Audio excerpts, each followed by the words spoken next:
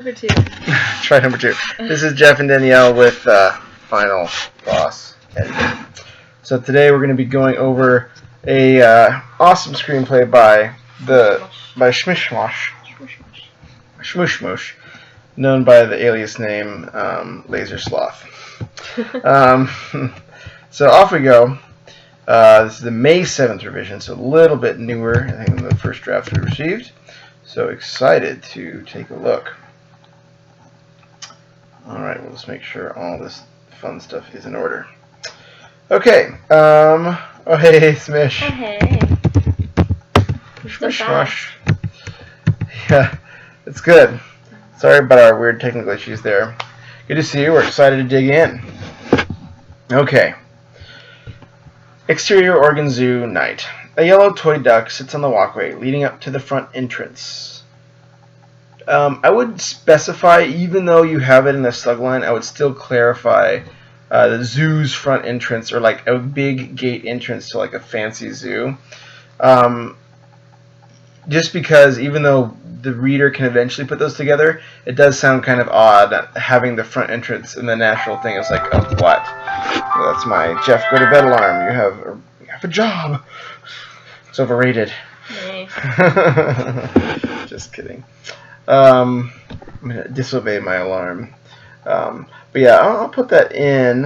Just because that first sentence you want to be extra special, careful of, to make sure it's there. And this is Lazer Sloth. This is which one?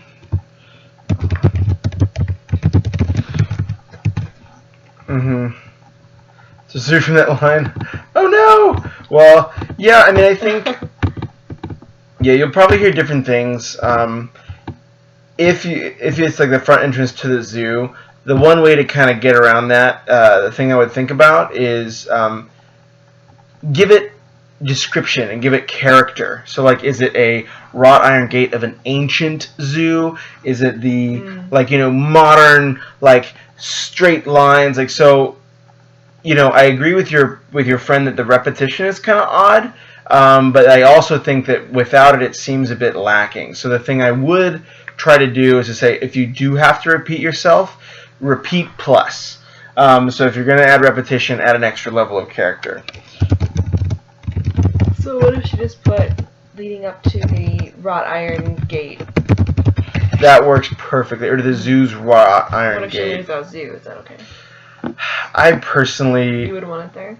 I always err on the side of, hey, you told me that twice, as opposed to, hey, I'm confused, what were you trying to say? Mm-hmm. Like, I think a little bit of an eye roll for repetition is a better bet than, like, someone looking over the page trying to figure out what you're talking about. Yeah. That's my personal opinion. That's a style choice, but that was a style choice I would lean towards. Thanks for the host. Not too great start. It's good. 2 sets of black shoes shuffle past. Shadowy figures carry several. Is that just straight up water? No. Is that whiskey? That's whiskey and I have a little bit just to wet my whistle here. Yeah. Eventually I gotta drive home. A strange high-pitched noise erupts from within. Aye! The figures load the carriers into the back of a white van. Max. Oh, it's good. This is good. Just a little bit. Max, 30s, slender, dressed in black, lifts his ski mask as he beams a flashlight into the back of the van. The light reflects off the eyes of several sad creatures. How do you know they're sad? Bam! She never misses. I was like, what is there? Oh. Never misses a cue. I would just use this as an opportunity. Like scrawny, droopy-eyed. To really make us feel their plight. Caked in mud. Yeah. And bones sticking out. Poo. Yeah.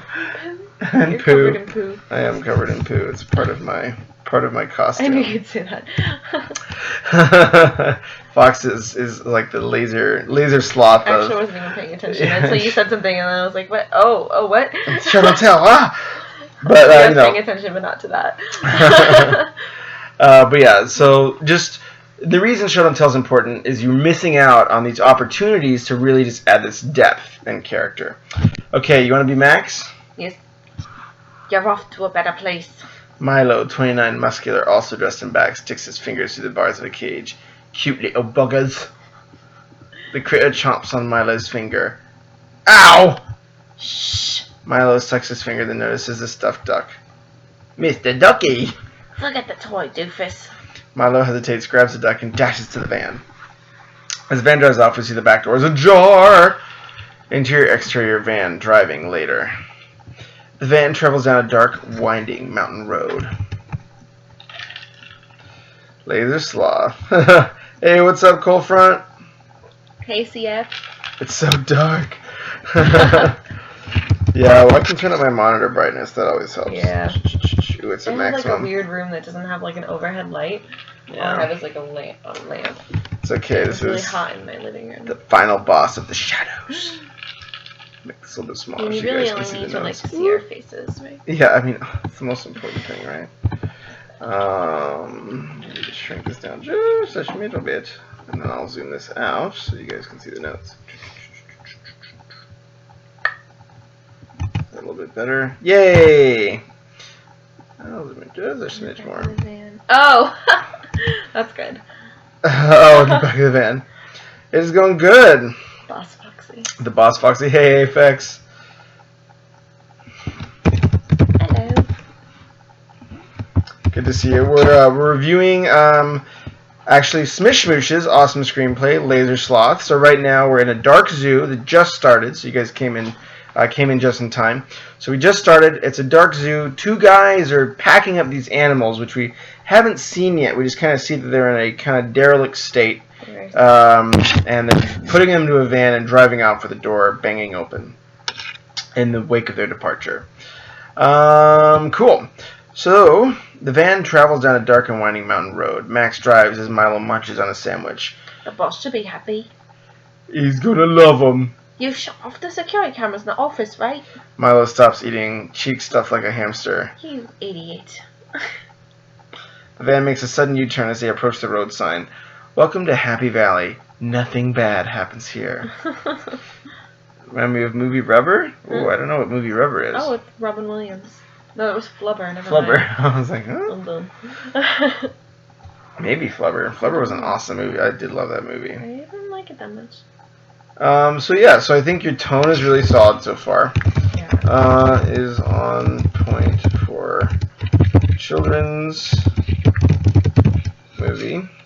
One thing you're actually seeing a lot more of in children's genre, if you look at movies like Zootopia, for example, is they're actually doing they still have these like little lighter gags, but they're actually moving a lot, like Max with his cheeks stuffed full, but they're moving a lot more towards like almost adult comedy where it's more character drama and like the little sheep with all like the books piled on top of her and like those more like it's funny because she is like you think she's like a submissive person and like you kind of sympathize, so it's more like that. That's kind of more something you see in like adult comedy. So that's something just to think about as you're writing for children stories recently, is they are bringing in a lot more adult themes and a lot more characterization is being done. So something to think about. But I think there's room for all different types of tones. Rubber is a movie about evil sentient tire that kills people with pyrokinesis. That sounds pretty slick. The British accents are funny. Zootopia is above my skill level. No, Zootopia was amazing. It's a good example of mixed genre. They took a procedural crime genre and mixed it with like animated. Yeah. And usually animated is just quest, but those are the cool things that make those movies special, is taking these genres and the tropes and mashing them together, and that's something that's very, very common from what you'll see more recently. Anyways, welcome to Happy Village. Nothing bad happens. Writing music is hard. Very true. One of the most depressing things I've ever seen. Yeah, exactly. And that's just something that's common. It's becoming more common for I these. think with Pixar, because they're so successful. I think they can do more with it.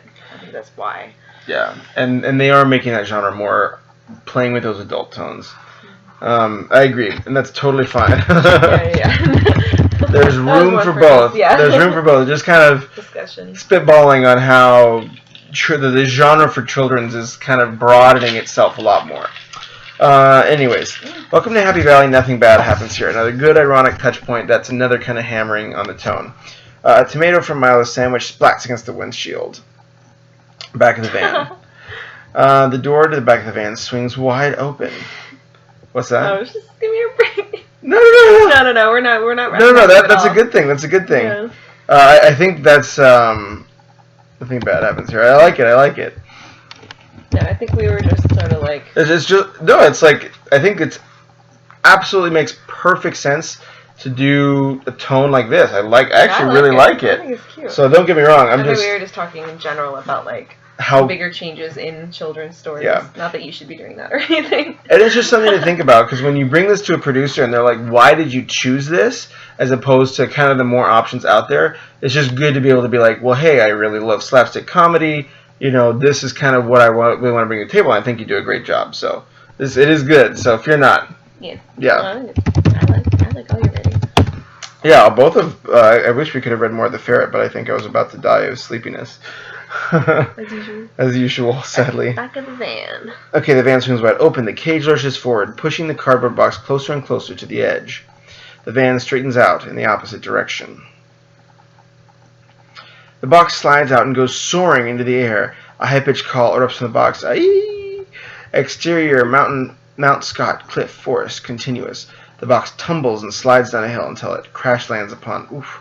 I would imagine that would almost kill whatever this. Yeah. Although it didn't get crushed, so it's probably okay. That's true. A beat, then. Cool. Stuff. Phrases like a beat. It kind of goes into. This is. I will put a note here. Beat. This can sometimes be an opportunity for more. And you know, it sounds like Smish Smoosh. You stolen from a Japanese film, huh? That's surprising. Huh. It's true. So since you've directed your own stuff, that's okay. If you're planning on directing this yourself and you don't need to sell, like, you know, if you're not like, hey, I want to sell this screenplay, that works perfectly. Yeah, that makes total sense. But the one thing I would say is usually if you're building a spec screenplay to sell it to a producer, then you usually want to avoid stuff like beat because you have to sell the story so hard. But if you're your own filmmaker, and it looks like I know you've done some of your own work, then that's totally fine. It's just usually if you're using it as a sales document, different approach than if you're using it for yourself and for your own production. Within the box, long furry arm with 3 long claws reaches out into the darkness. A title card, Lazer Sloth. Lazer Sloth. Again, same deal. If you're producing it yourself, you may need stuff. If you're producing it yourself, you may need stuff like title card. But if not, then you would almost just pull that stuff out and leave it to the editors. How could I write it to build that momentum of the reveal? There's silence or like several moments pass. Or Exactly. I would just describe the scene almost and be like, because it'll feel like it'd be like the wind blows. There's a slight mewling coming from the box. The door like teeters open wider. So those types of suspense moments. A beat doesn't tell me that. It just tells me there's a second and then.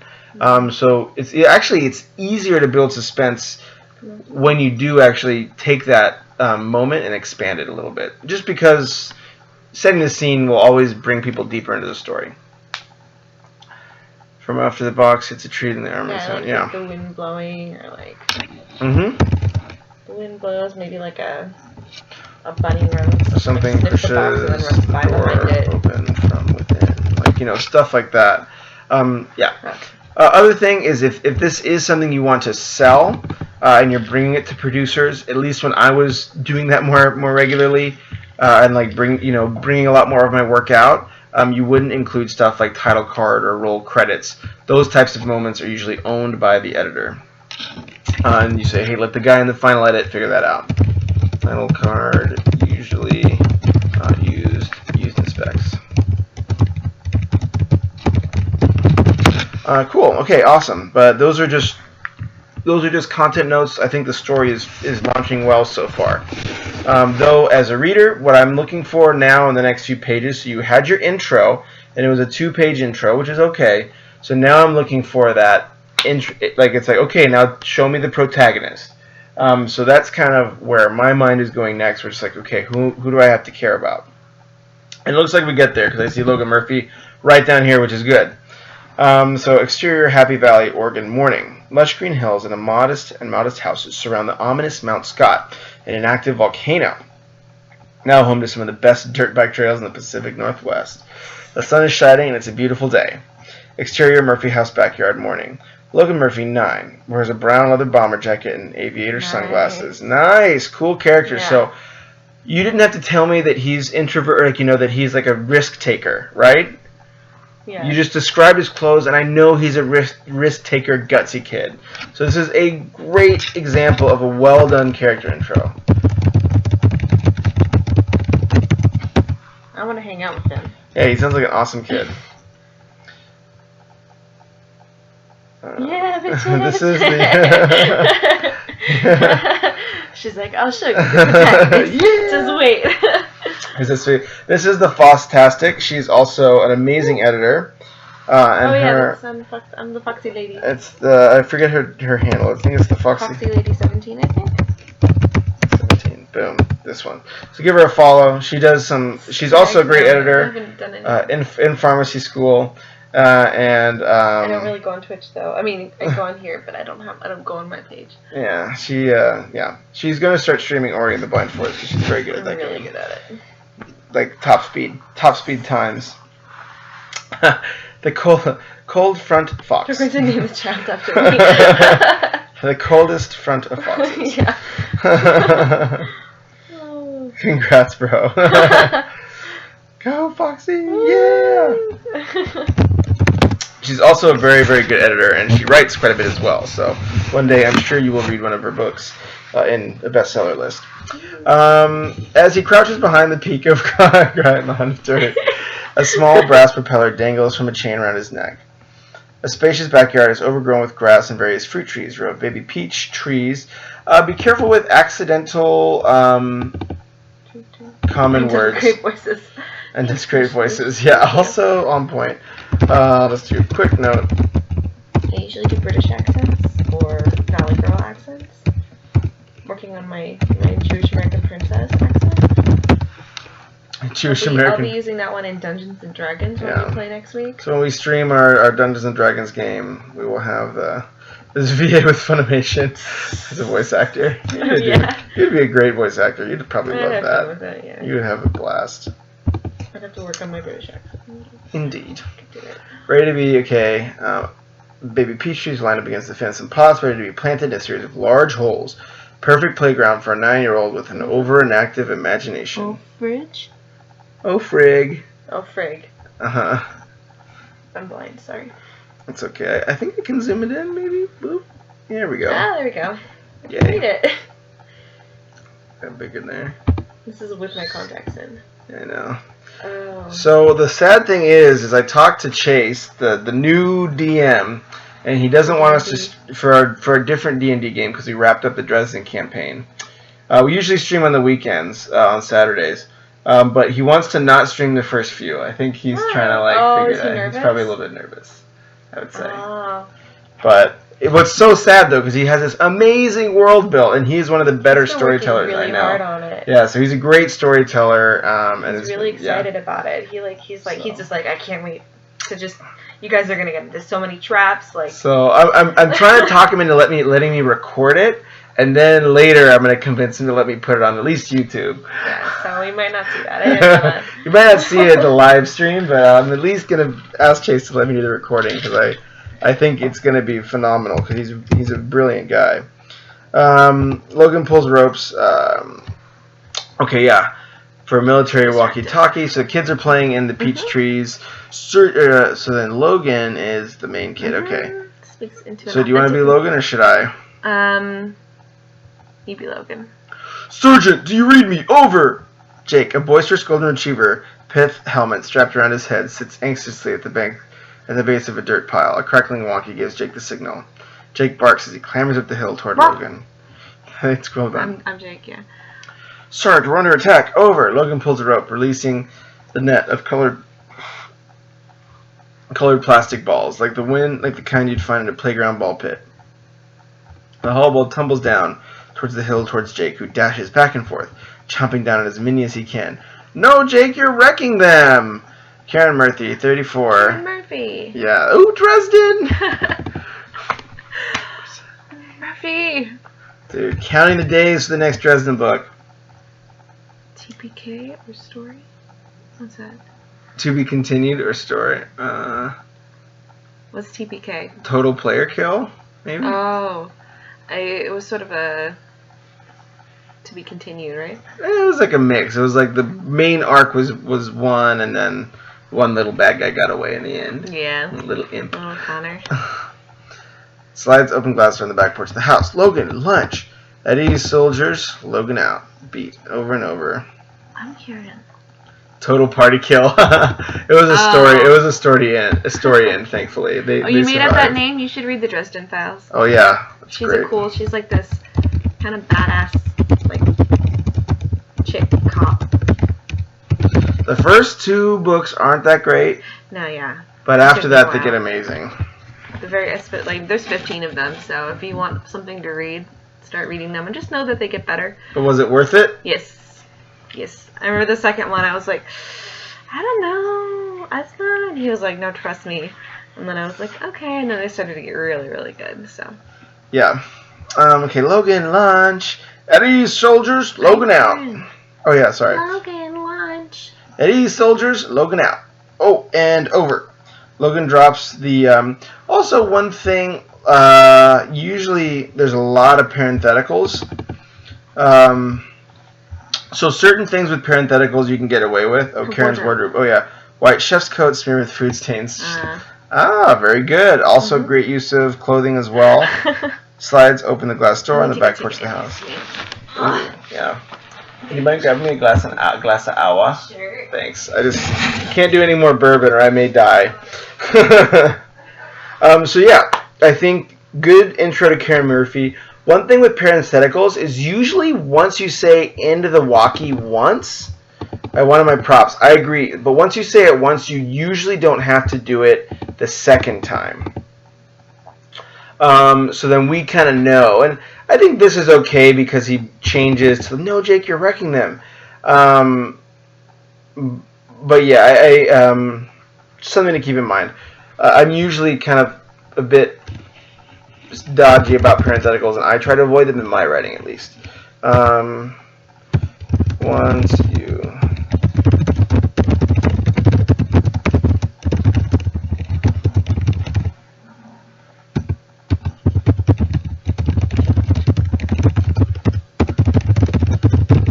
Yeah, so unless something different might be implied or understood, then yeah, you can be more specific.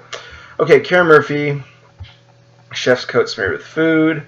Logan, lunch. Okay, ease, soldiers. Logan out. Beat. Oh, and over. Okay. Drops the walkie and uses a flying saucer sled to surf down the mountain of soil, leaping off before he reaches the grass. He runs into the house, arms flailing. Food! Jake barks enthusiastically and chases his tail. The fridge is buried in photographs. So just, I know this is just the intro scene, but I'm at least talk about, oh, thank you very much. What a kind and wonderful foxy lady. Don't you forget it. Yeah, I won't. The things that I want to be looking for now, though, are some sort of problem with the before world. So I know we kind of, the setup for Jake was pretty idyllic, him playing with his job. It set him up as kind of a, so I think that was well done. But be careful about staying out of conflict for too long. So, you know, he's having this very idyllic play with his dog. Maybe I can extrapolate that he's a lonely kid from that. Yeah, even if it's, I think the interrupted is okay. I think the interrupted is okay. Yeah. Okay, cool. Just telling you what I'm looking for. Don't take it too seriously. Don't worry. A lot of these, I hope it's clear that a lot of these are just general best practices that I just like to think out loud a little bit. It doesn't mean you don't have it. I definitely know you do, and I think that the idyllic opening is absolutely good, and it works as long as you bring in conflict soon after to show where it's kind of like George Orwell would do this a lot when he did this. I forget the movie. But he had this very idyllic family and all this stuff. But then immediately, once you kind of set that idyllic family up, you start to see the cracks like coming in, and that's like what's awesome. Okay, cool. The fridge is buried in photographs of Logan, including one standing next to a handsome army pilot. Aww. Have his arm around Logan, and we're wearing matching bomber jackets. So it's probably like his passed away dad or something. Various pops and bowls are strewn around the counters. Bone-shaped cookies are cooling on the rack. Karen slices some raw chicken on a cutting board. Story in the morning. So great job showing here. Great job showing Logan's. A story in the morning news plays in the small kitchen TV. On TV, Oregon Zoo was devastated this morning when they arrived to discover several of their baby animals had gone missing. Logan slides in, nearly slipping on the linoleum. Karen, noticing he's covered in dirt. Sweetie, go change your clothes. Why? I'm just going to get dirty again. Logan hops up onto the bar stool at the counter. I'll be Karen. Oh. Grandpa's on his way. He's eager to see you. I don't want to see Grandpa. I'm going out with my friends.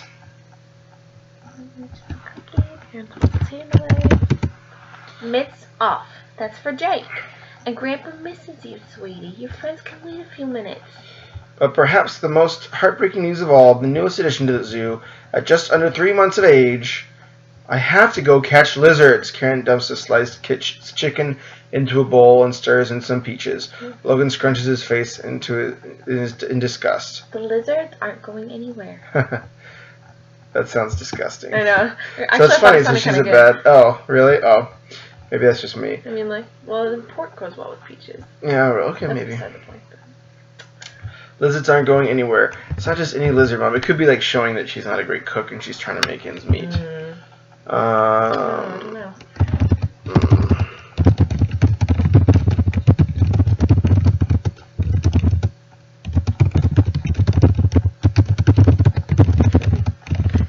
Maybe you just have that food. Maybe she. That's why he's crumpling his nose, right? It's for the dog. Oh. Lizards aren't going anywhere. It's not just any lizard, Mom. It's a chameleon. Do you have any idea how rare that is? Logan scratches his arm. Karen pulls his hand off to stop him. There's a small rash in his forearm. Honey. I don't want to see him. Please, Mom. Karen sighs and glances at the photo at the refrigerator. If you have any information on, please contact Crime Stoppers at 555-823-HELP. Ding dong. A doorbell snaps Karen out of her daze. Mom, that's Haley. Can I go, please? Ding dong, ding dong. Karen pops the sandwich into a paper bag and hands it to Logan. Alright, come give me a kiss. I'm Karen. Oh, sorry. Alright, come give me a kiss. Thank you, thank you, thank you. Logan flies off the stool, gives Karen a quick peck on the cheek, and runs out the front door. Love you. I know, come on, Jake. Jake barrels into the house from the back door. Karen tries to catch his attention, offering him one of her homemade dog treats. Jake, want a cookie? Hey, want a cookie? Jake comes. Right. Slap.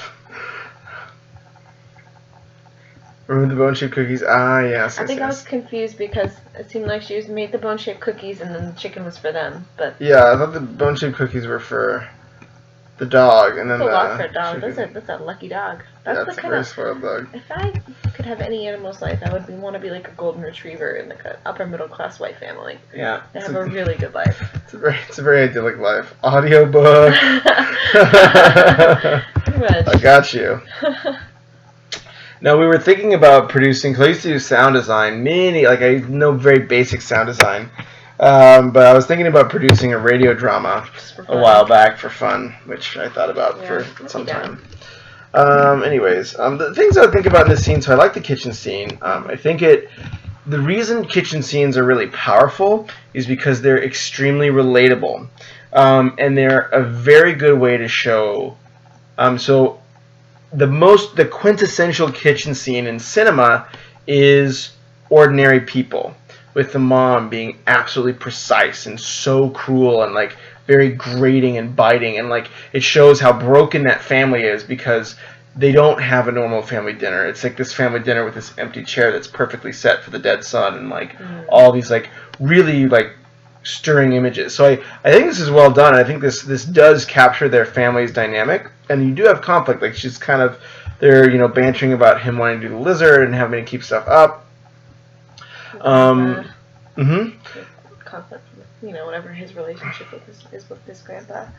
I agree. So I think it's well set up. The one thing I'm beginning to look for here, and it may be coming up soon, is that because it's only an 85-page screenplay. So that means you're at a 10% mark right now at page 8, right, or 84. So this is like page 7, but it's 8 on my PDF thing. But you're getting close to that 10% mark. So even though I'm going to be looking for those early big plot points and those early goals coming through pretty strong soon, just because you just have less time, so I think they're coming. So chocolate.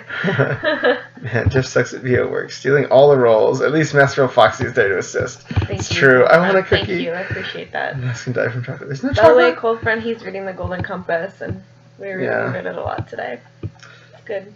I might get the 90 pages. Yeah, a lot of that is gotcha. Yeah, and that's really well set up. So I think he's talking like, oh, I want this chameleon. So cool. So I think it's moving well. I'm pretty happy so far. Exterior Murphy house, front yard continuous. Haley 9 wears a backwards red baseball cap and is sleeveless. So I would say the hero's flaw is he doesn't appreciate his mother over his fun adventures. So that's what I think the flaw is, and I'm just writing this down just for your reference. I think it's a very good flaw. So I would, and usually it's like in third or fourth drafts when it really emerges for my characters, where I'm like, oh, this is what they're really struggling with, and sometimes I have an idea and it changes, and then I usually go back in and really just highlight it. Yeah, let's keep reading. I think I have a note I'm thinking about too, but yeah. Hey, boy. Hey, Logan. Ready to have your mind blown? Logan picks up a BMX bike and walks it towards the sidewalk. Haley follows. I'm ready to see a salamander. Haley pulls a plastic bag from her pocket and offers Jake some bacon. He gobbles it up without hesitation. It wasn't a salamander, it was a chameleon. I'll believe it when I see it. Logan shows Haley a torn-out picture from a magazine. It's a Ray-Ban ad with a chameleon wearing sunglasses. I mean with my own eyes, in the scales. A station wagon turns in the driveway. Grandpa Murphy, 60s, wearing a navy blue Air Force shirt, is behind the wheel. Good wardrobe. Last one to Goose's house is a moldy peach. So I think one thing to think about, and I know you're going to hate me because I talk about this 2 different ways, but it's okay to also give some character description too, like he's like leathery face, because like especially when you're talking about older characters, because for me, I don't know if he's like, because 60s someone could be more, a little bit more decrepit, they could still be trying to look like they're 40, like so that can talk about character too. And I think as long as you do what you're already doing with the clothes and just showing. So being like, hey, like he's like, wrinkles on his face, but he still like stands up straight with determination. Like those types of things. Or like with like rigid army posture. Those types of things can also add to that great groundwork you're laying with like what they're wearing and sort of what their background is. So I would say, you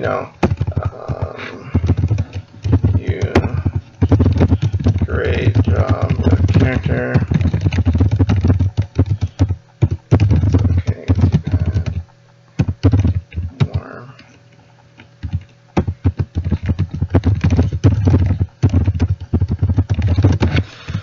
Cool.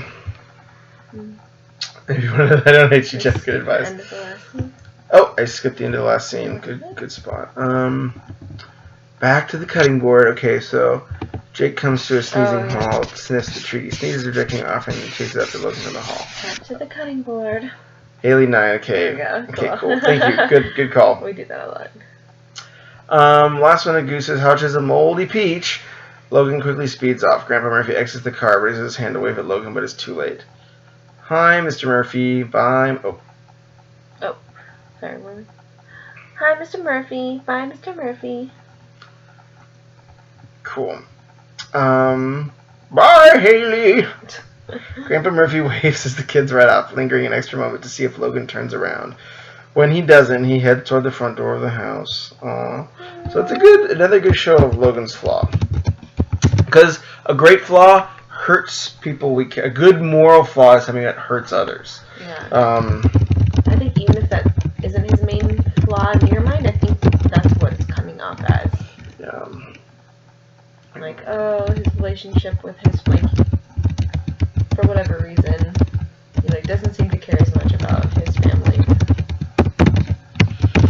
So, I don't know if she would agree. Yeah, Karen has her own. Okay. Not caught up yet. There's like a second lag. Yeah. Okay. Bye, Haley. Grandpa Murphy waves as the kids ride off, lingering an extra moment to see if Logan turns around. When he doesn't, he heads towards the front of the house. Oh, there's another person named Fox. Oh, yeah, I saw that. Logan's dad is dead. Oh, sorry, Grandpa. Oh. Yeah. We knew his dad was dead, but did I write dad? No, you Seeing it said Grandpa. Yeah. So, but like, Grandpa was dad's dad, yeah. So I think that's good, but like his, yeah. Yeah, maybe, yeah, I'm misinterpreting what you're trying to get at, but I think the thing that it shows is that he's maybe mourning so much, and so that's what you would call, instead of a moral flaw, which is also important, a psychological flaw, is he's mourning so much, and he hasn't come to grips with his dad's death, that he has developed a moral flaw, which is he's hurting his family because he's not been able to re-engage with the community because he's afraid of getting hurt again, or he's afraid of losing again. So those are very good. Moral flaw and psychological flaw are very linked concepts in character development. So yeah, the psychological flaw is like something like in Vertigo, where the guy in Vertigo, he doesn't want to go up to a high tower. But he also has a moral flaw where I haven't watched the movie in a while, but like I think he was like, detached from people because he was scared of re-engaging and falling in love again, which was his moral flaw. So like those are usually very linked, right? Cool. Yep. Yay. Cool. Off we go. Hi, Haley. Grandpa Murphy waves the kids right off, lingering in case sad Grandpa. A large character home with peeling white paint. The windows are veiled in tinfoil as a stalactite dish on the roof. Logan lifts a cast iron door knocker shaped like an alien head and knocks 3 times. Goose 9, wearing a striped golf shirt that's several sizes too small, answers the door with a green lizard mask on his head. Roar! Jake barks and ducks behind Logan. Logan grabs the mask. Give me that. You're going to scare the neighbors. Who are the neighbors? I love writing them. Yeah. Send them in. Sure. Always down. Yeah. Riddle writing is the Riddler of America. The Kappa, though. Kappa. Name is a lie. I've never found a beach. Wood paint edges. I rip away each. My name is a lie, as I've never found.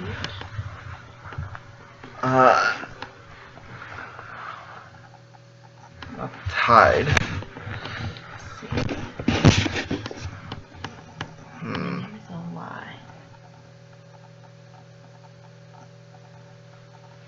Oh, sandpaper. Why is that a lie? Because it's sand, but it's not never found on the beach. Yay! What? I did it! What? I win. Oh, as I am never found on a beach. I thought it was just... Yeah, because it's like sandpaper, but it's like, Yay! He's smart. I feel special now. You made my day, Riddle of America. I feel great. Do another one. More! Just kidding. Sweet. That'll be a nice little... I'll jump back to chat in a minute or two and see if there's another one. Awesome. Okay, cool. But I do want to give this awesome screenplay its just desserts as well as those awesome riddles. A large character home with peeling white paint. I don't know what a character home is. Do you know what that is? Is that like Where does it say that? Is that like those ones with like kind of a colonial? I don't know actually. There's a satellite dish on the roof. Logan lifts a cast iron door knocker shaped like an Never alien head. Okay. We Roar. are the Okay. neighbors. Goose fixes his hair and remains red bedhead chic. Oh man, that's way worse. The kids walk down the driveway. There better be a chameleon there today. I brought my camera just in case. My dad. Oh, your goose too, right?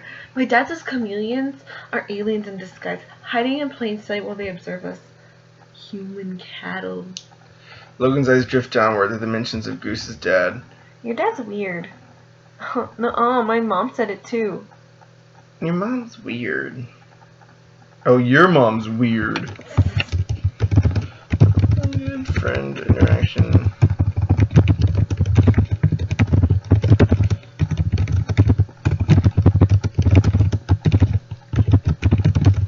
Yeah, so my one note, and I thought I was gonna. That was amazing. Oh no! Keepo. Send out my post, not a care in the world. It's lonely at times, as long as I don't come unfurled. It's a flag. Flag, that's what I would have said. I like it though. These are really well done. If you can't put these yourself, I'm actually very. Flag is incorrect. Ooh. Oh. You can. It's lonely at times, as long as I don't come unfurled. I may not be smart, but it doesn't matter as long as I can make my enemies scatter. Scarecrow.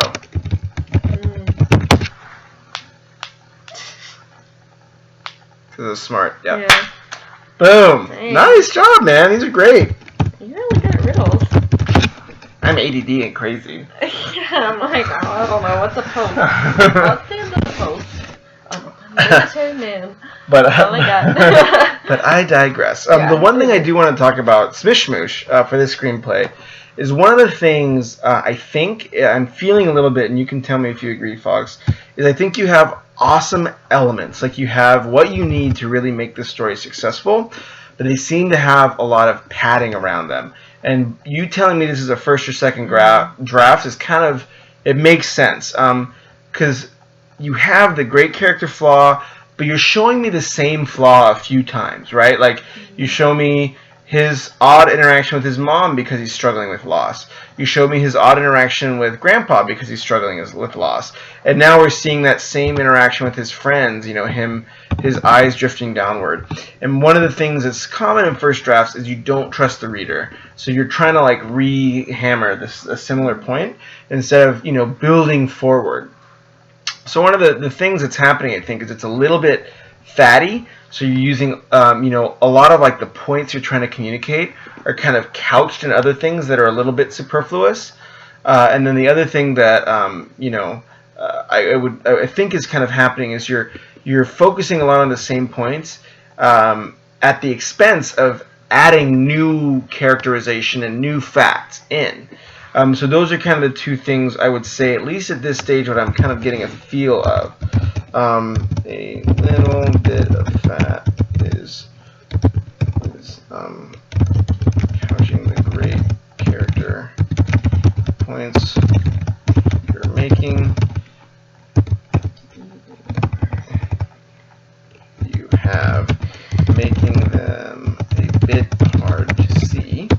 Because it takes me a little while to be like, oh yeah, his dad lost. Okay, cool. And then the other thing, page 9, is we get his loss when trust your writing and develop forward to the plot. Yeah. I could never get these riddles. That's awesome. Well done, Riddler of America. These are really cool stuff. Writing a screenplay of the Riddler from... Oh, that'd be super fun. Yeah. I thought about it, and I think it would be okay. Oh, that'd be awesome.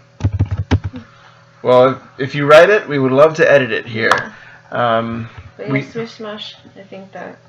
Maybe I should ditch Grandpa. It comes later. later. I would just choose... So, the way I would think about it, Smish Smush, is...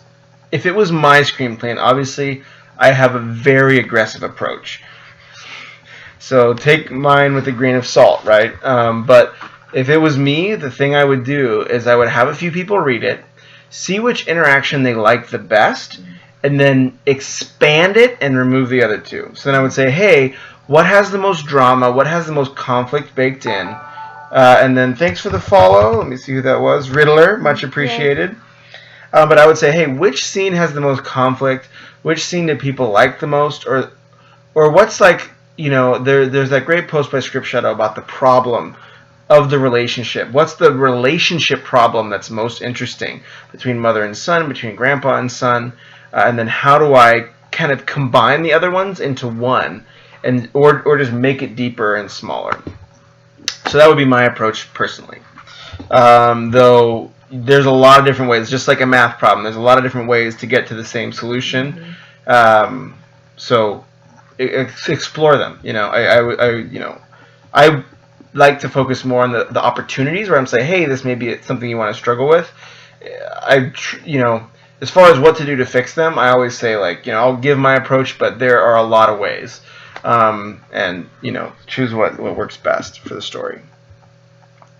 Your dad's weird. Nah, I'm okay, cool. Evil compound morning. The white van from last night is parked outside of a mansion surrounded by brick walls and lush forest. The Max attaches a new license plate to the van as Milo plays a game on his phone. Screwdriver. Milo passes him a hammer from the toolbox. I'm Max. Oh, yeah, I'm the dumb one. Jeez, Jeff. Just kidding. Screwdriver. Milo, that's one thing to think about with similarly named characters. That's exactly what happens. You get them mixed up. Really? So especially if one of them has dumb and the other one's smart, it may be worth it to have him like Luco and Max or something. Or first letter matters in names. Okay, Milo passes him a hammer from the toolbox. Quit with the games, Milo. That's how mistakes are made. Putting the phone away. Like last night, I know. Sorry, bro. Yes, like last night. Next time, I'll make sure the back door is shut properly. I would hope so. Wait, what? An armed guard approaches the van. Hans wants to see you. Now! The German armed guard. We finally get to hear it. Yeah. I want to get more whiskey. You gonna get more whiskey? I'm the pansy that drinks water, and my girlfriend just plows through whiskey. I'm a big old sissy. Let me catch up on the chat here. Hugo, I just used Doctor Strange. Yeah. I'm thrown, but I always... Ooh.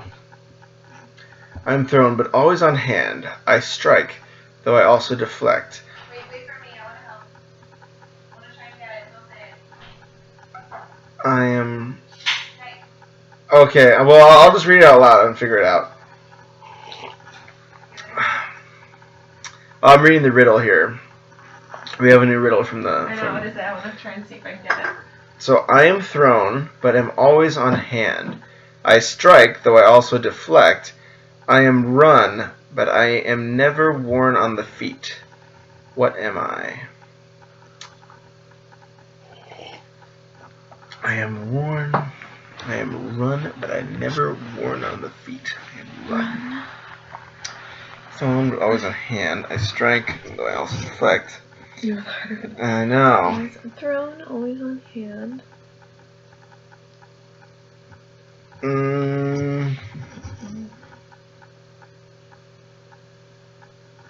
I would say- race? No. Sorry, it's not on hand. You can throw a race, you can run a race, but all that other stuff, no. I'm bad at these. I would say a shield. How do you throw a shield? It's like they see in heaven video games. This is Twitch, so throwing shield isn't correct. Damn. Okay. I am thrown, but I am always on hand. I strike, though I also deflect. I am run, but I am never worn on the feet.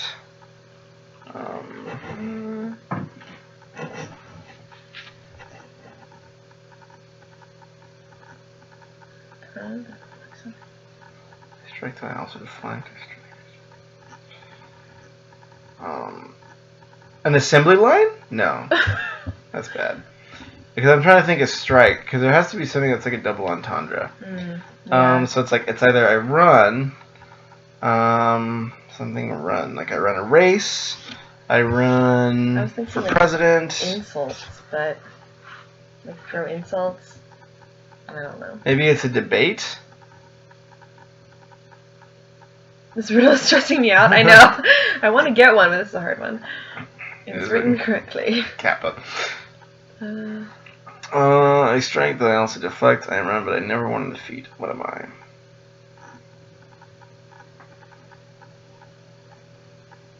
don't know. What can you throw?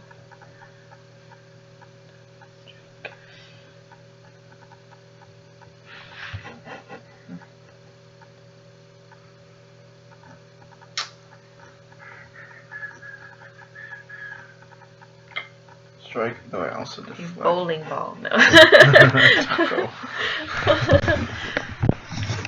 Well, I gotta give a final answer at some point. Because I do want to read Smish Smish's story.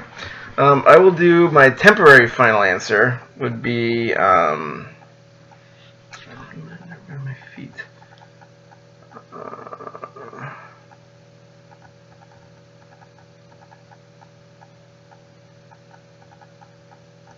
I would say a glove.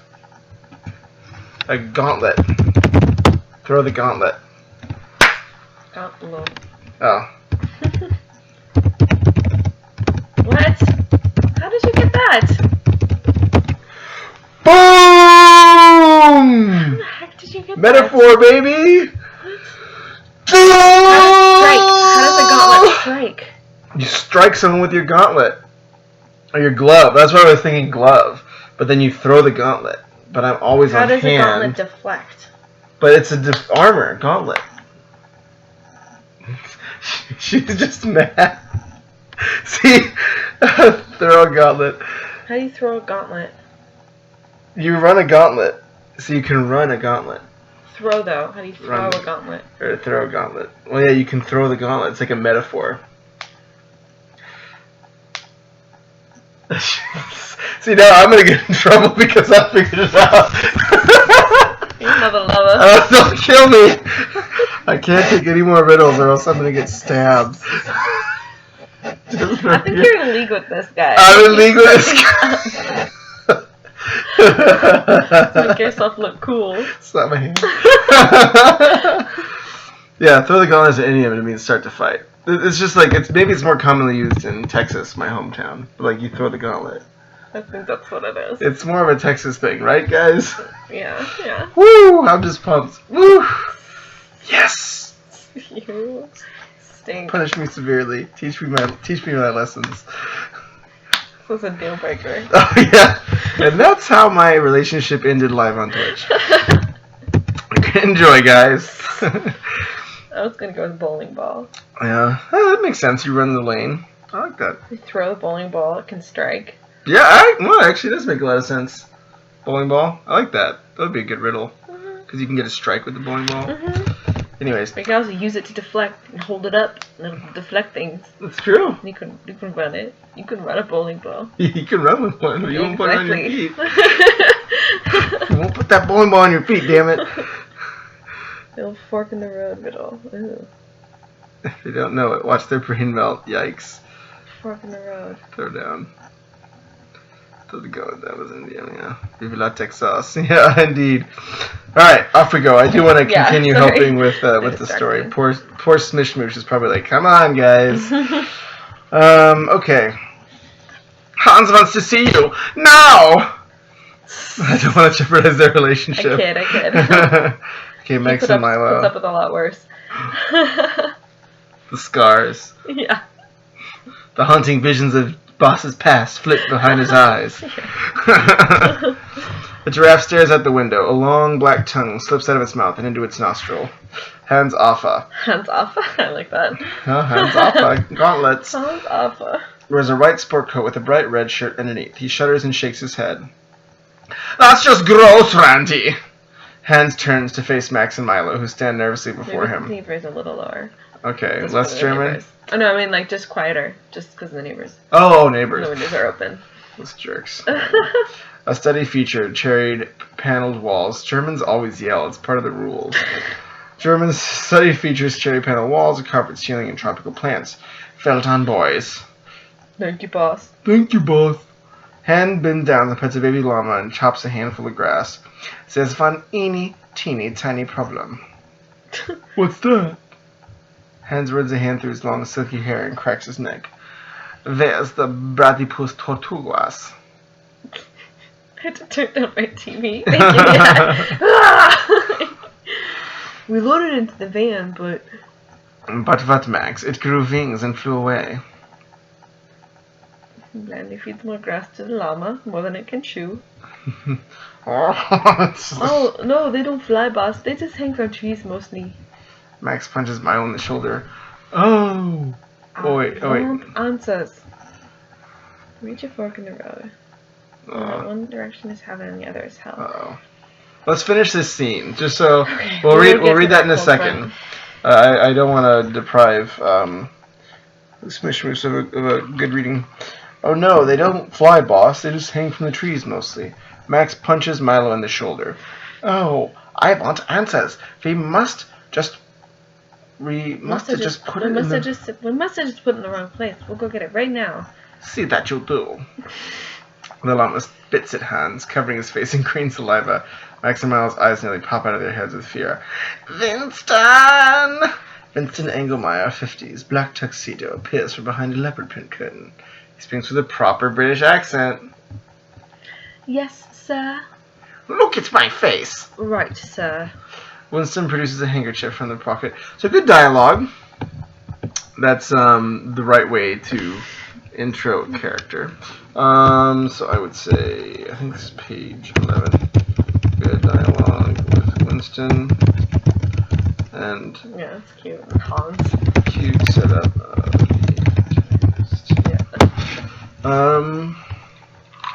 And I like that he's German. yeah. It's always fun. Everybody likes to hate the Germans. I know because I'm German. Yeah, she's had a rough I life. mean, like 3 generations ago.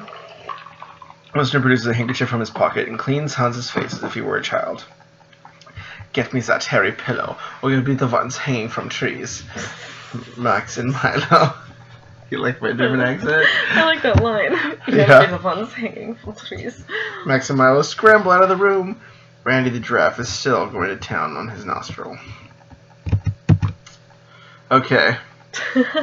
If you read, okay, so now I'll read the riddle. You reach a fork in the road. A sign explains that one direction is heaven, the other is hell. Each path is blocked by a guard. The sign goes on to say that one of the guards will always lie, and the other will always tell the truth. It does not say which guard is which. We assume that the guards do know this one. which path leads to where. You may ask one question of only one guard, in the order that you can determine. You ask either one, what would the other one, which way would the other one tell me to go? Huh. Which way would the other guy tell me? Because if he's telling the truth, he'll say that one will tell you it goes to heaven. And if he's lying, he'll say, oh, he'll tell you that it's going to heaven. So, he'll tell you, no, yeah, something like that. Because you know you're always getting a lie. No, because one always tells the truth. So you ask either one of them, which? What would he say? Yeah. But then you know you're going to return a lie every time. Because it's like... You do the opposite. Or yeah, you do the... Because you're filtering them both through the knot. Mm-hmm. So it's like you're telling the truth to go through the knot. Thank you, yes. Logic, yes, my logic, I have the logic in there somewhere. Yeah. It's been a while, but yeah, so that's the question. You're filtering both, like, so it's like the true and the knot, and then you're filtering them both through the knot. Mm-hmm. Because if it goes through the knot, then it's like he would have to tell you not true, and then you just do the opposite path. So you're exactly. like, what would the other guy say? Do the opposite. And then you do the opposite path. Mm-hmm. Yep. Nice. The other guy would say, go this way. And if it's the truth, then you don't want to go that way. And if it's a lie, then he's going to lie and say that he would tell you to go that way. Yeah. It makes You're right. sense, yeah. You're right. Good job. Okay. Beast. Cool. Look at you. You're telling your I didn't know that one, so. Yeah. You're telling have you seen The Labyrinth? Which one? The Labyrinth? No. You haven't seen The Labyrinth? That's like a big part of it. There's like the 2 doors that she gets to in the labyrinth, and I need to watch that.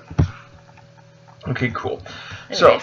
So one thing I do want to kind of, and I know we're probably about to intro the sloth, I imagine. So it sounds like we're getting to that place where we're about to intro the sloth. I think the one thing I will say is I think we could have got there sooner. Mm-hmm. Because I kind of feel that's where the story's going. We spent a lot of time on setup, and there's not like story conflict. It's more there is a lot of banter, but story conflict is like I want one thing and I'm negotiating you. It's like a fight. Like I don't know, but I never enter a scene unsure of its outcome. So that's what I would say with conflict. Conflict is uncertainty. So the one thing I would say is a lot of these are scenes with kind of some good character conflict, and that's okay sometimes. Especially because it's a kids movie, right? Mm-hmm. Well, yeah, I mean, it's good. Like, and I don't think it's a bad thing to have character conflict, but I think the thing that gets me super excited, and maybe it's just my own thing. It's like I don't know what's going to happen, and I can't figure it out, so then I have to find out, and like that's what really draws you for it. I think the intro of the Lazer Sloth will get there. So I would say if the Lazer Sloth is the first time that's going to happen, I would shorten the intro and get there a little bit faster, because that's the first like big like uncertainty, the strike of lightning that like changes the world, and we have to know how the world resolves itself, right? But we do spend 12 pages in an intro that kind of everything is, we have that banter conflict and it's good, but it kind of doesn't really spark me like really heavily could go forward. I mean, I think if they take out some of the early stuff, Labyrinth is a classic. Yeah, we should watch that.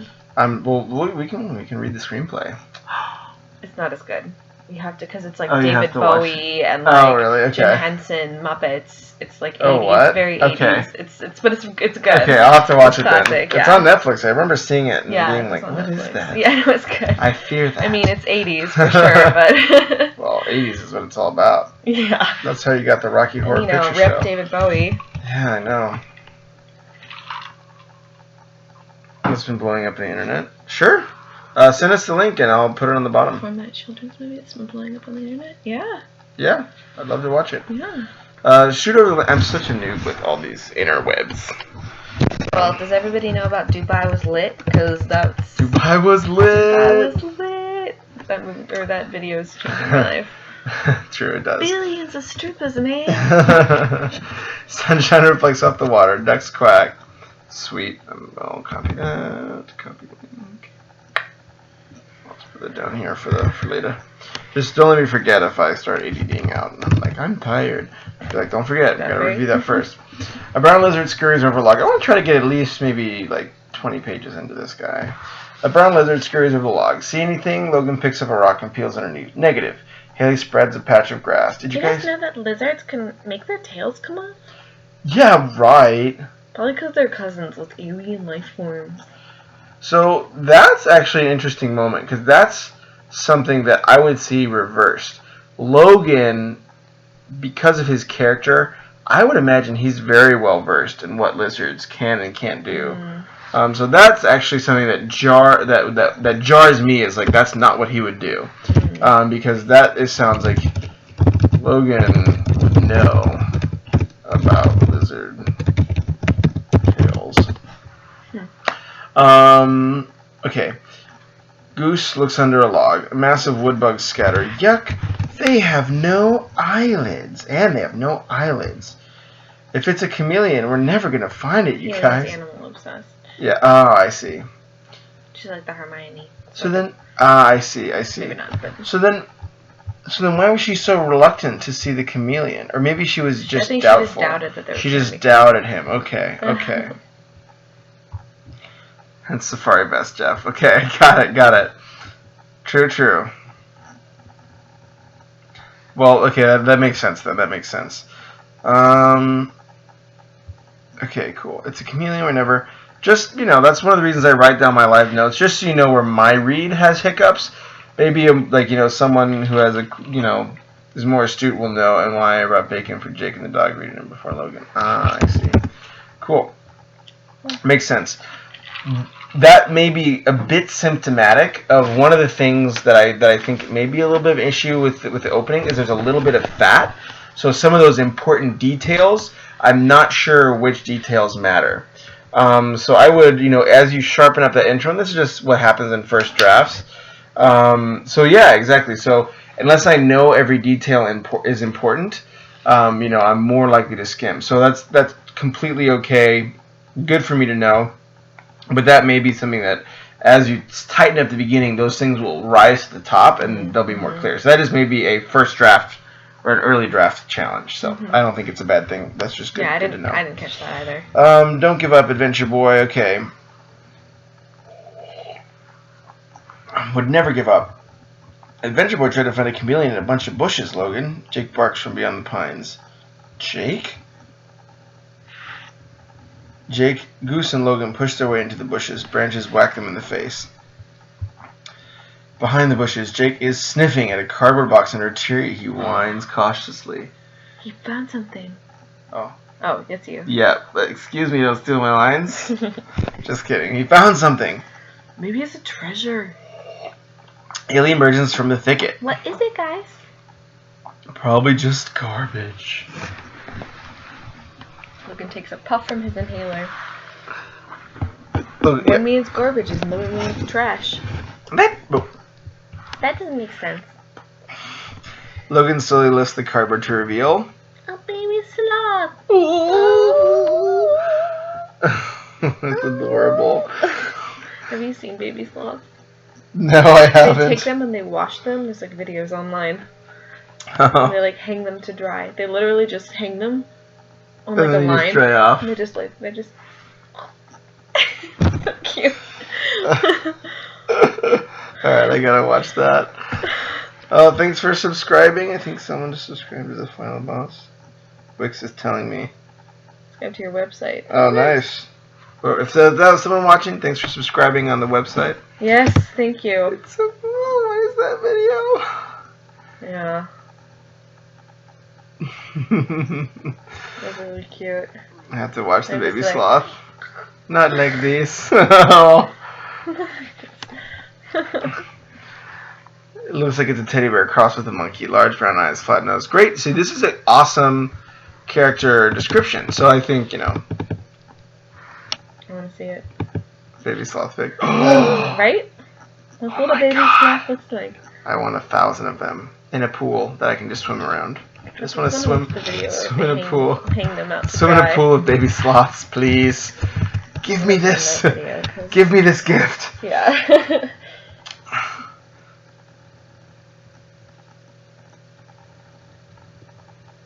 Yeah. Ooh, Riddler of America's jumping the gun. He watched the video. It blew his mind, apparently. Oh yeah. Bathtub the baby Was that sloth. the link to the children's video? I think that's a link to the... I don't know if it's a horror video. What was it? Was it a children's Oh no, video? that was the. Yeah, I'll repost it, so if you guys got there a little bit late, check it out. This is ads. Don't worry. Okay, anyways. Alien... Ah, okay. Holy crackers. Oh my gosh. Goose tries to run away, but trips on a branch and falls to the ground. Goose. Ouch. Aye. It's the cutest little high-pitched sound. What is that? Haley looks closer. Logan looks closer too. So, one thing I would think about is characterizing Haley with a prop. Oh, these are baby sloths. Oh wow, they're really cute. Here, I should. They washed them. Okay, that's sorry, pretty adorable. I had to watch it. Well, if you write a book about their little heads. Little nipple. if you write a screenplay about baby sloths, Yeah, no, you I'm gonna look up videos. you can't help but have a I'm the queen of digression. animal videos, unfortunately. She is their queen master. I just want you to see them hanging out to dry. So one thing, I'd consider a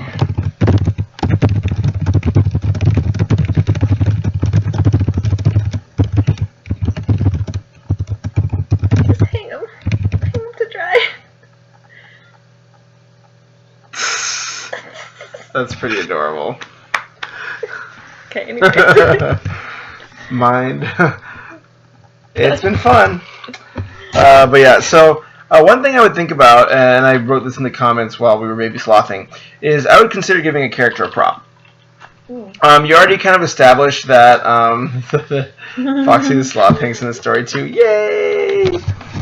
I want to see it get made just so I can watch it. but yeah, I think that nerd character was like, you know, it was kind of buried a little bit in the details.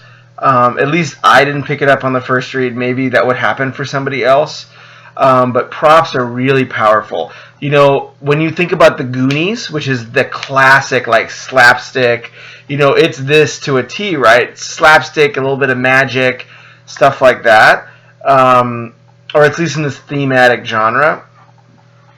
They do have the little Asian kid with all like the contraptions, and he has that jacket that's his prop.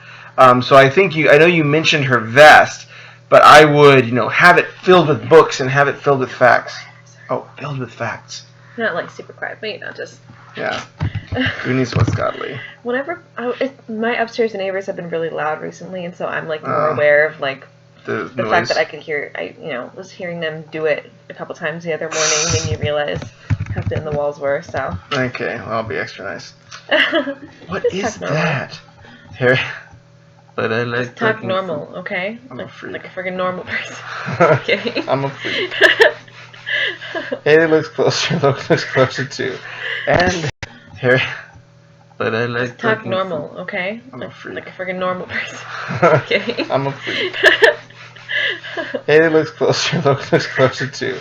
And I think it's the sloth reaches out with both arms.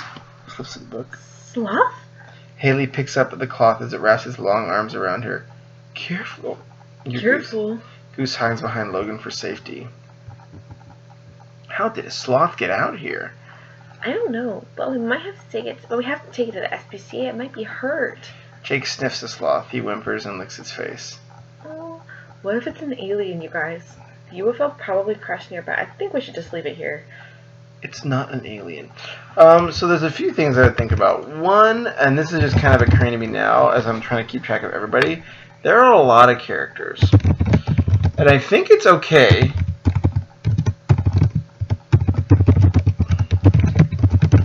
and you're handling it well, but it's just on the borderline. Because I'm like, okay, I have to keep track of his three friends, the three bad guys, grandma, mom, and then, you know, somebody else. So maybe it is just trimming out grandpa, or one of those extra segues. But I think she's doing a pretty good I job. think she does a good job. Making them unique. Like Goose is like the aliens, like kind of like weirdo, and Haley's like smart, you know, animal lover. So Max and Milo have their little unique things. That's true. I mean, I think you're right. It's probably fine. I'm like, oh, there is a lot. It's just the number count is I think you do a good job of handling it. The other thing is like I'm waiting for something big to happen, and like maybe the sloth shoots aliens, so there's not like a reason the sloth is special when it falls out of the bus.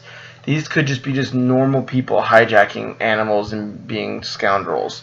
So I'd want to know.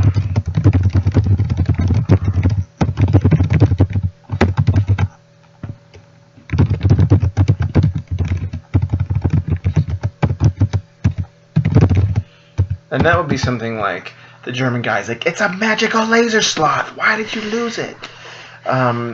So yeah, for me, I can't really pull that. I'm so sorry. That's for and everyone. What's for me? Oh, I think it was like when you were giving me a hard time earlier about the noise. Smith and Foxy, did you watch Geek and Sundry Company that does Critical Role? Oh. Ooh, 5e sessions. No, I need to watch that. That sounds awesome. Heavyweights is a great movie, by the way. The Alien Door Knocker from earlier. It's one of my favorite movies. Heavyweights? Oh, the camp with... Oh, that's amazing. Fat Kids Camp. Oh my gosh. Fat Kids Camp is... Ben Stiller, early Ben Stiller. Oh, man, I want to watch that movie. I'd be down. Ugh, I would watch that. That was a classic. It used to like be on reruns on Little Nickelodeon. Fat Kids stashing candy. Yeah, and then they have like the new guy coming. Oh man, it was so good. I'm sorry. Oh, it's to not a say. magical sloth. Okay, Okay. cool. So that's good. So You it's just should be sorry so it should be because I had it should be a magical my sloth. heart set on a laser, like a sloth that had like lasers attached to his head. But Yeah, I was so just then kidding. interesting. Maybe it's just because I didn't read the. I see. Deli meat, yeah. Deli meat. And that was Keenan too, right? Yeah. Keenan? Wasn't that? Yeah, like the evil guy. I forget his No, name. Keenan from Saturday Night Live and all that. Oh, that is right. God, it's been forever. Yeah. Anyways, I let's love that keep movie. laser slothing. I want to know what happens. How would you know? I'm not already abducted. Okay, Sloth yawns, adorable. Haley glistens with love. Let's take it to Haley's house and figure out what to do with it there. My mom will kill me if I bring home another animal this week. Another? I rescued a nest of baby crows. Oh, sure, rescued. My grandpa's at my place. We can't go there. Logan and Haley look at Goose. What? No, you guys. Your parents are in New Mexico. A branch cracks in the distance. Logan places a hand over Goose's mouth. Someone's coming. Haley lowers a sloth into her backpack. Let's go. They sneak out of their bikes just in time. Maybe like movies where kids rescue animals. Yeah, I can tell. Uh-huh. I like it too. Yeah. I automatically like any story where there's a cute Consider animal. the sci-fi one. I see. So yeah, I guess I was a little bit confused by Lazer Sloth title. Yeah, I was like, cool lasers. So yeah, I do. But Eventually, we'll expect to see lasers come in somehow. One thing to think about is like we've not gotten into real trouble or stakes yet. Everything has been pretty.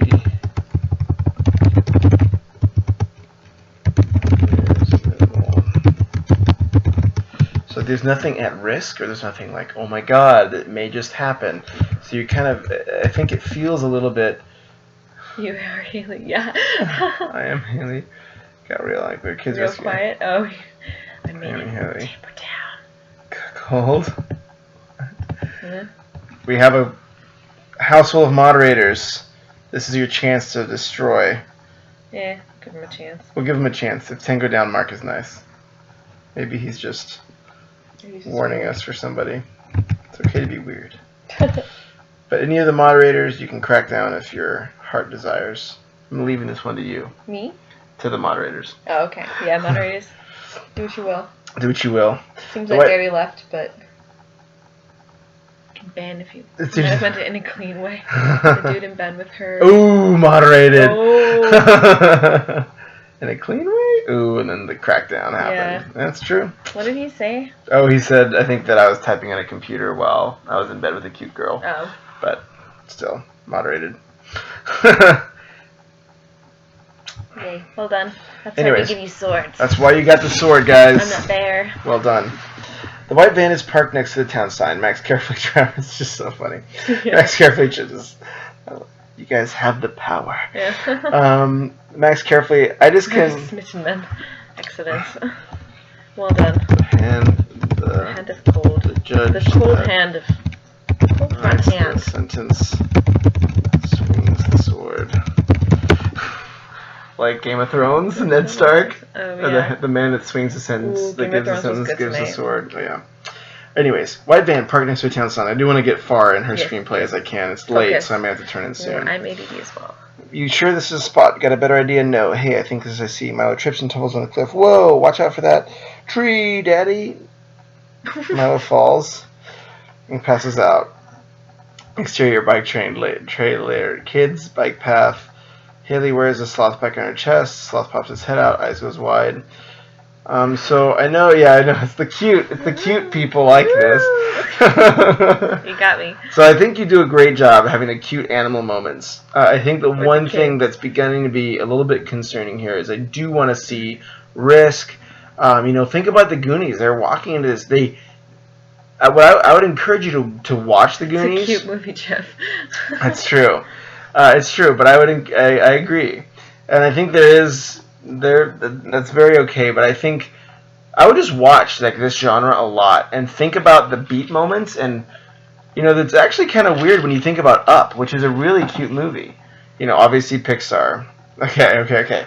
But it gets dangerous really early. Like, they're getting chased by pirates, and actually that mean old lady and all this scary stuff is happening to them, and they could get hurt. Like, so I mean, those are the things that I, And I I think like what you said Yeah. about the ferret movie too was like they have this sloth, but like, and maybe even though it's not magical, like mhm.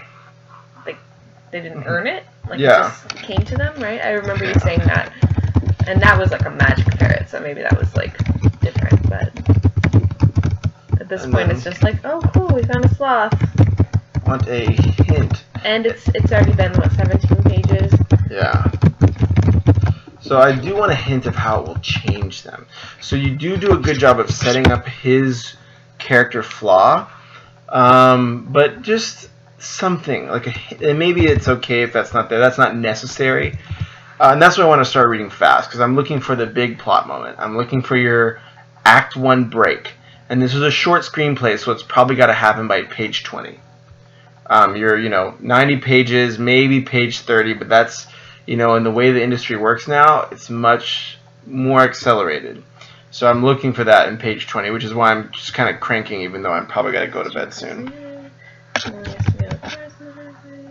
But I can have that. I can bring it sooner.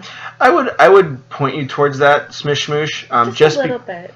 I would bring it in sooner, partially because I think the beginning probably you can trim some out and the story will still hold up. So I bet you can probably shave off a page or two, and things will still read really well. But yeah, okay. George Brother Rockwell, Pearland Freckle with the black cape. Dungeons and Dragons game, awesome. Dining room table, great characterization again here. So you do these awesome work here. Yeah, send it over. Probably not tonight. Right? Yeah, not tonight, but we will read it. Oh my god, it's 12. Yeah. Yeah. And it's Monday tomorrow. Oh god, don't think about it. Don't think about it too much. Yeah, I have a 45-minute drive. No, it'll be a half hour. Okay, that's Easy. true. Half hour. Goose, Logan, and Haley watch Roswell from the opposite side of the table. Sloth Pack rests from the floor. Hey, Roz. I know you don't like me that much, but I was wondering if you'd give me your friends a ride. No. Logan scratches his forearm. I wasn't finished. See, Haley wants to adopt a kitten and surprise her mom for her birthday, and that's today, so... Haley grins big for Roswell. Roswell polishes a set of red dice, ignoring her.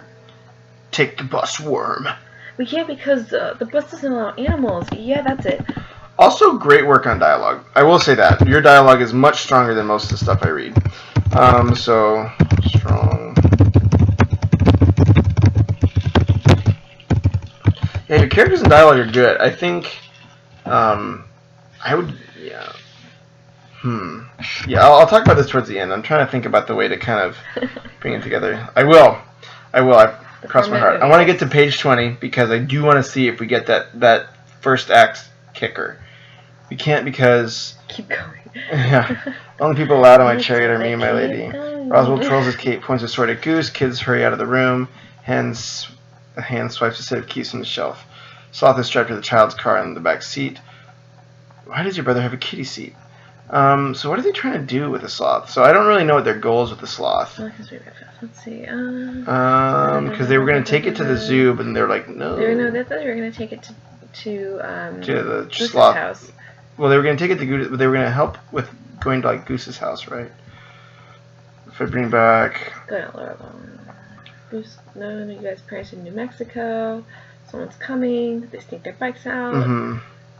To get him to SPCA, Okay. yeah. They were trying to get him to that organization.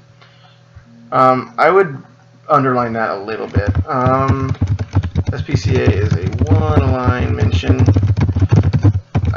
Use it to frame house as a stop where they can look up SPCA. Alright. Oh, sweet. I just got your screenplay. Good sir, and we will read it next time we jump on, because I just have enough time to get to page 20 here. Okay, so the nerd, video. Sloth is strapped into the child's car seat in the back seat of Roswell's car. Haley buckles in.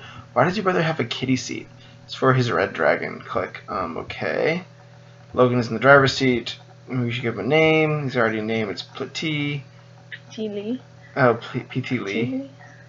The Oh. sloth, dingus. How do you know it's a him? Goose taps his fingers on the dash anxiously. We gotta go, you guys. Check if it has a peener. Ew. Haley takes a peek into the sloth's belt. I don't see anything. Can we name it later? I don't know. How about laser? There we go. It's fast like a laser beam. Pew pew. Kids laugh. Oh, I see. Yeah. Laser Sloth. Goose reaches over the arms, turns the ignition, make it stop. Aye! Goose fiddles the radio tuner dial, but has no effect. Windows shake from the bass vibrations. It's not working. Eject! Eject! Goose opens the door and dives out. Logan hits the eject button, and the disc for the latest boy band spits out. Knock, knock, knock. Ross rolls the driver's side window, arms crossed. Haley quickly covers Lazer up with a baseball hat. Sorry. Sorry. Evil compound. Swimming pool. Swimming laps. Several otters float. Milo and Otis. Flipping paws. That's cute. That's how they sleep. Oh, yeah. Holding Holding hands. paws. Yeah. That's adorable. I mean, he doesn't seem that evil if there's cute little otters floating around.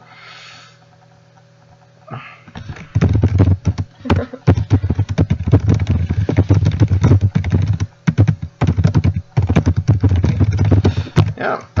The one thing I would say is 19 cute otters does not equal evil. Bad guy. Maybe. Wait, is it Like to show that he like caged? gathers money or gathers? tortured. Oh yeah. He drinks their tears. Cute otter tears. Ah! This monster. Don't Okay, speak it. you do it. Winston pats her hands back dry. That doesn't look like a sloth. We're sorry, boss. You got away. Slowest animal on planet Earth, and you got away. Yeah. I would, yeah, I was hoping for the Lazer Sloth too. I'd agree. Yeah. A little bit, I have to say. Title may need some thinking if it's just named Lazer.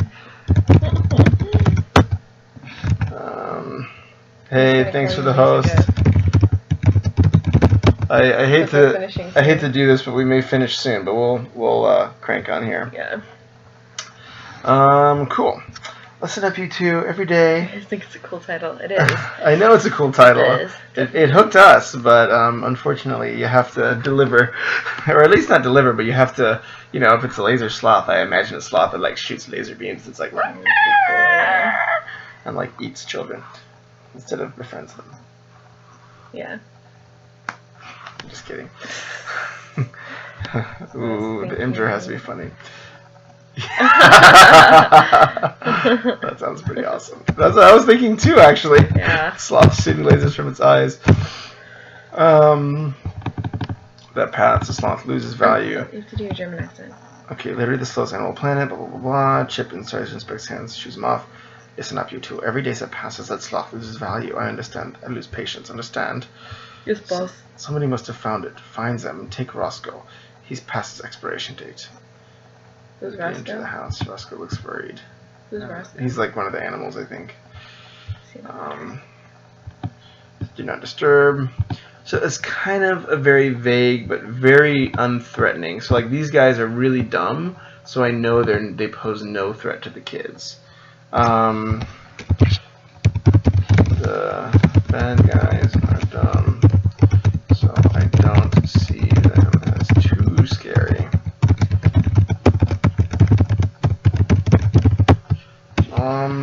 The other thing, yeah, typical 9-year-old laser lizards have fun. Okay, just want to talk to you about your dad. I know. A lot of the scene, you kind of have these very light scene conflicts, but I would make their initial goal like something that they actually have to fight for. Like, you know, maybe finding a salamander is something that they have to work towards, and they have to, like, you know, negotiate with like a zookeeper to let them see the salamander, and he doesn't want to let them because they're kids, or like they're sneaking in somewhere on the where they shouldn't be, and the park ranger could come. Like, why? I mean, they're just kind of walking around the desert. Why isn't it like restricted desert? Instant conflict. That's more stakes. If we get caught, our parents will kill us. So like those are opportunities. So like wandering around the desert and like stumbling upon the box with the sloth in it seems a little bit contrived. Whereas, like, you know, having it already be a restricted, dangerous area makes, you know, that risk feel like it's paying off. So, and that's like a bad example, but I would say, and this will probably be my overall notes, and I'll do just in the improved section. For the record, here he is talking about his dad, so that's good. Yeah, and it's, yeah. So I'd say, give us some real stakes. These seem really light, so conflict doesn't drive me to turn the page as much. We'll get to the sloth sooner. Not much. Much.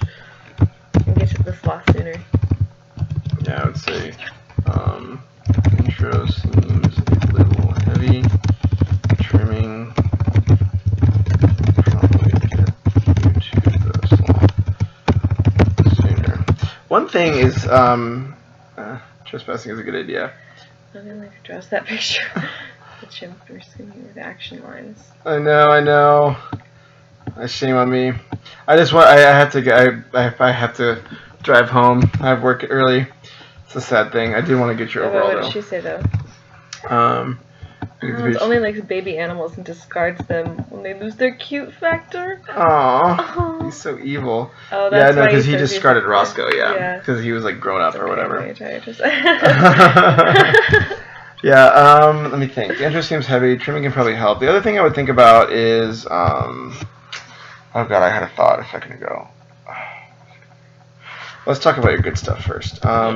Great dialogue, strong character development. Funny. I think you're right, kids stuff pretty well. Yeah. It's hard to make kids that are like. I always have a hard time writing kids because it's like I don't remember what it's like to be young. It's always hard to like. I always make them dumber than they should be, or like. I don't know. Dave, you do a good job with the kids. They're like realistic. Yeah. I can't like remember what it's like to be 10 very much. Like the flaw with his dad. He's ignoring family. Don't see much of it.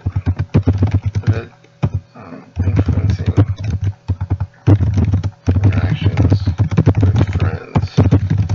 That would make their conflict hit harder. So like if he's actually like really sad about, and like his friends are maybe trying to cheer him up and they're doing this for him, like that gives that extra layer of like the theme in the conflict. So like the problem with light conflict is it doesn't hit the theme and it doesn't hit the story you're trying to tell. So like those things are like the friends are like he's like really snippy with them and they're like, oh, we're sorry, and he's like, it's okay. And like those are the types of things that like that's when you feel for the character. You're like, oh man, like I'm so sorry for that kid. Like that's really hard. The one other thing too is I would really think about. I would also think about what is difficult about finding the sloth. For me, it feels the same as them finding a puppy or a kitten. I don't see that scene play out differently. What like makes this different from finding a puppy an evil guy wants? What about a slow-moving sloth makes? Oh, I think we got a. Hey, thanks for the follow. Looking for love. What about a slow-moving sloth makes their adventure harder and more likely to heal Logan's loss of his father? I think that's the question. Yeah, and that can still be coming too, and I don't know, but like, oh, the stuff is slow moving, and like it takes a while to get over things, but you get there eventually. Yeah, I think that's awesome. That's probably right? that's probably something you already have, but Yeah, and like, but I would just make sure Like bring it in earlier. yeah, or just like that connection, because like that special, like the sloth makes it hard, should be like from the second you meet the sloth, is like the intro is like super important, right? Like a character intro is the most important moment in that the first line a character says in a screenplay is their most important line.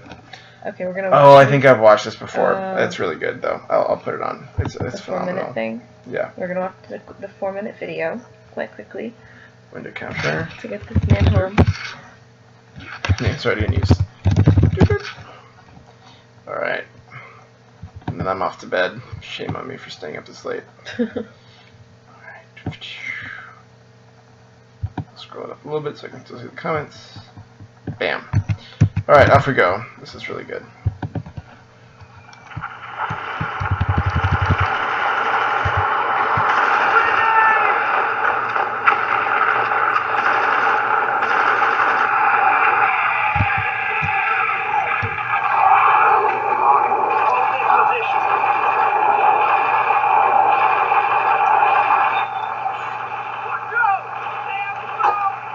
Hey, sweetie.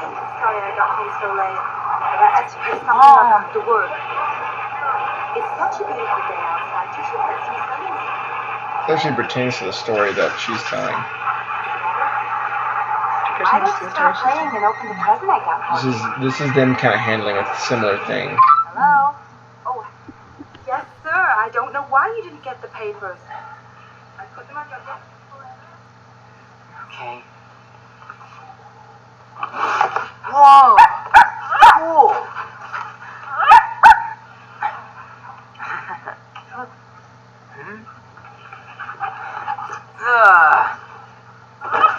You gotta be kidding me.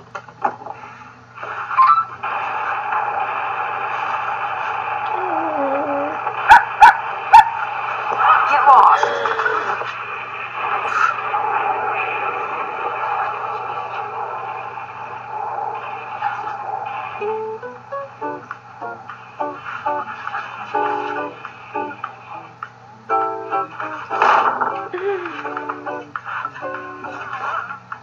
So you see, they still have that slapstick, but you know this does have a really good tone, or really good, you know, theme, or very like heavy theme.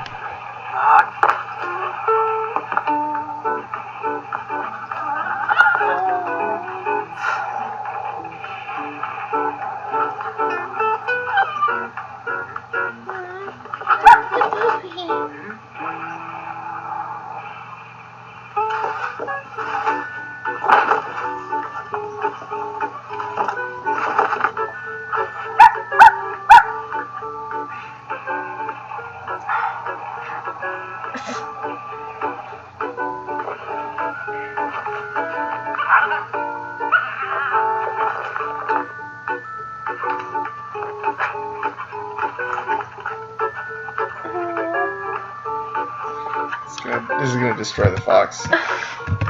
Rip fox. They stole this from me. This stole it from me.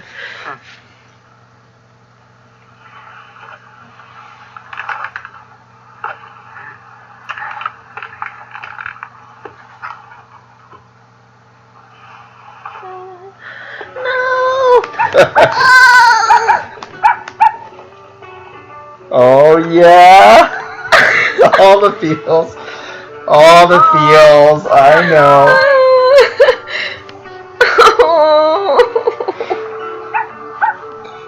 Yeah, they got me. They got you Rip good. fox. Rip fox. Do you like that? Oh yeah. Aw. So why did that work? Why does it work so well? Oh yeah, it's still over. I'll wait till the credits go. You gotta let the people get their credit. Lots of credits. Yeah, that's that. Alright, that's it. Okay. Okay, so why did that work really well?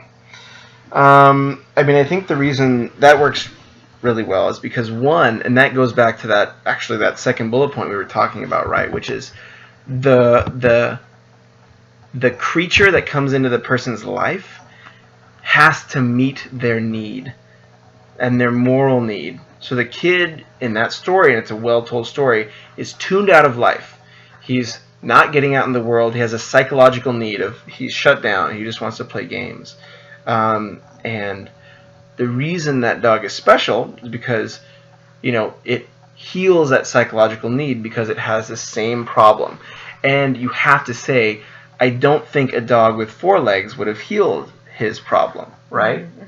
Mm-hmm. So that's why having the right creature come into the hero's life, and that's why, like, why does the sloth help Logan get over his dad's loss? The same reason the 3-legged dog gets the kid with the lost leg over his loss. And those are actually, it's a thing worth studying, and it's like you have to match it up. That's a really powerful thing they did. And then the one thing that they did was they held back something and they had conflict. So the conflict of the kid ignoring the dog and the dog derping around and he kicks it even. That's thematic conflict because the kid's angry at the dog because he's angry at himself for having lost his leg.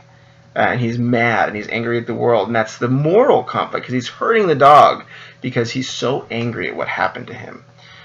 So they pack so much into that, which is, you know, the need to get over both his psychological and moral need. And the kid kicks the dog. But then you see the need, but you don't, and they do a very clever trick, which is they show you the need, and they show you this kid being angry and mistreating a dog because of his anger, and then you don't see the actual reason and behind, and it ties back in. So they did a really good job on that. It's okay. You'll be all right. You'll be okay. I have strong feelings. All the feelings of the little doggy. Anyways, with that, we'll sign out of Final Boss Editing. I will find another awesome. I always like to. I will cut off the sloth's leg. I'll cut off the sloth's leg. No, sloth, no.